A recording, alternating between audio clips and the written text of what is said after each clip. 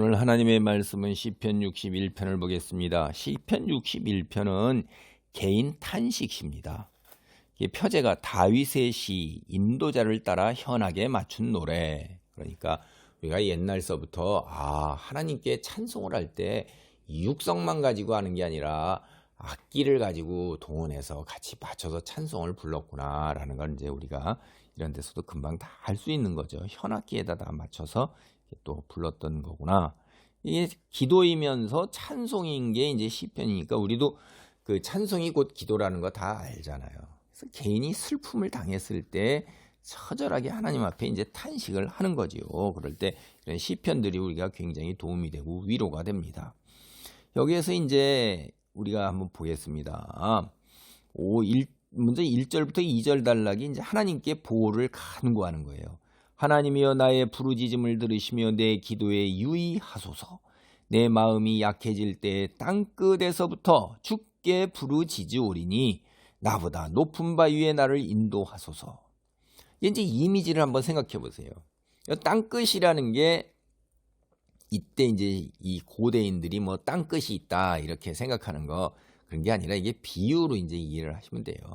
절망적 상황이죠. 그냥 땅끝이라는 게 비유적으로 이렇게 하는 게, 그러니까 이 상황이 지금 엄청나게 절망적 상황 속에서 하나님이 계시는 곳에서 가장 먼 곳, 그러니까 하나님으로부터 굉장히 도움과 보호로부터 굉장히 멀리 떨어진 곳, 그런 곳을 이제 비유적으로 이제 생각될 수 있어요. 더군다나 이제 땅끝 하면 우리가 공동체, 가족, 뭐 이웃, 혹은 교회 이런 공동체에서부터 차단되고 또 내가 다니는 직장, 뭐 이런 아는 사람들, 일가 친척으로부터도 소외되었다고 이제 보는 거죠. 그런 게 이제 땅끝인 거죠. 그게 조금 이해가 가실까 모르겠습니다. 이제 이거를 이제 뭐 우리가 땅끝이다 이렇게 보면 또 이제 이런 절대적인 상황이 어떤 거냐면 바벨론에 의해서 나라가 멸망하거나 아시리아의 나라가 멸망해서 끌려갔을 때 그때가 이제 땅끝인 거예요. 이스라엘 사람들이 끌려갈 때. 그래서 이제 뭐 이런 거죠. 그리고 약해질 때라는 거는 이제 쇠해졌다라는 거예요. 그리고 아프다 그러는 것이어서 하나님께 부르짖을 힘도 없는 상황인 거예요. 그렇죠? 눈만 깜빡거리고 입술로 걸려서 이 기도 올리기가 힘들 정도의 육신도 그런 상태에서 이제 절망적 상황에서 하나님 내가 기도합니다. 주여 내 부르짖음을 들으시고 아버지 내가 하는 기도에 유의하소서라는 그 말은 신경을 집중해서 귀를 기울여서 듣는다라고 하는 그런 뜻입니다. 이게 그러니까 하나님께서 내가 드리는 기도에 천심으로 드리오니 하나님 내 기도를 들어주소서라고 그러는 이제 표현이죠. 나보다 높은 곳에 높은 바위에 이제 인도해달라는 거는 시편에서 자주 나오는 표현이잖아요. 여러분들이 우리가 이런 초원이나 정글 같은데 뭐 이런 데 있었을 때 한번 생각해 보세요. 초원 같은데 근데 이제 이 늑대, 사자 뭐 이런 것들이 온다 그러면 바위 위로 얼른 올라가야 되잖아요. 높은 바위 위로 올라가면 걔들이 펄쩍펄쩍 뛰면서 닿지 않아가지고 이러는 거죠. 그런 이미지를 생각하면 되는 거예요. 원수들의 공격이 닿지 않는 곳, 즉 세상의 온갖 풍파 험난한 시련이 미치지 와서도 다 부서져도 그 바위 위에 쭉 올라가는 데까지는 닿지가 않잖아요.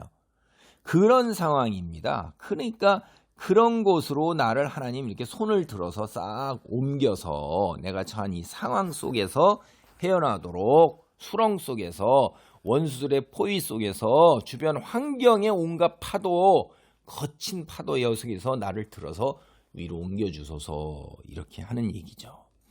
이제 3절로 5절입니다. 주님이 피난처가 되시는 거예요.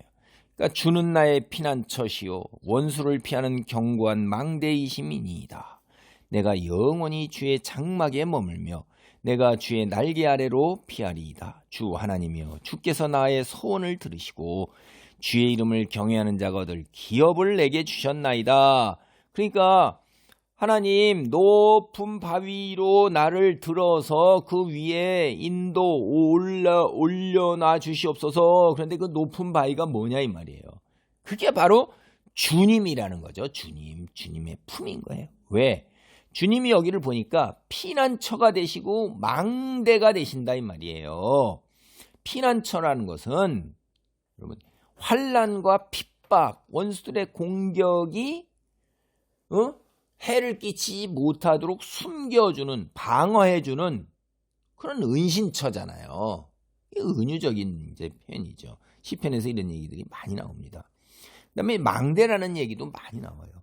적들의 공격을 막아주는 역할, 그리고 적들이 공격해오는 거를 미리 알아채고 경계해서 볼 수 있는, 멀리까지 내다볼 수 있는 게 다 망대잖아요. 그렇죠? 망루를 높이 세워서 우리가 경계를 늦추지 아니하고 공격 오는 것도 한 번에 닳고 그 망대 위에서 또 적들을 공격을 할 수가 있어요. 그러면 적들은 오히려 공격에 노출되잖아요. 화살에 다 노출돼 있단 말이에요.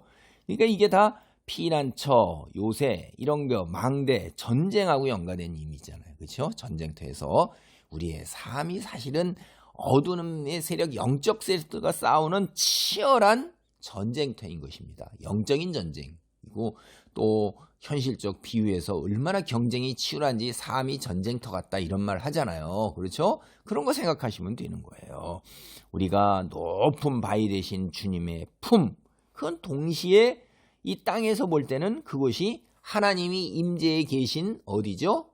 성막이에요. 성전이고 교회라 이 말이에요. 그래서 성막에서 가장 먼 땅 끝에 있는 거예요. 성막에 나아가지를 못하고 있어요. 그러니까 성막으로 나아가는 게 바로 그 하나님의 날개 아래 피하는 것, 마치 닭이나 독수리나 새들이 자기 새끼를 품어서 날개 아래 하는 그거 같은 거라는 거예요.